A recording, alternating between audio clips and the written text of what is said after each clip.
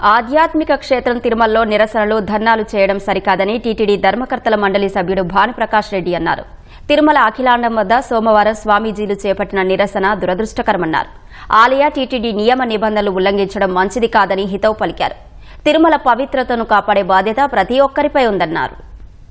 తిరుమల క్షేత్రంలో అఖిలాండం వద్ద జరిగినటువంటి సంఘటన చాలా దురదృష్టకర సంఘటన. ఆలయ నియమ నిబంధనలు, తిరుమల తిరుపతి దేవస్థాన నియమ నిబంధనలు ఉల్లంఘించడం మంచిది కాదు. సాధు సంతులు, మఠాధిపతులు అందరికీ ఆదర్శంగా ఉండాలి.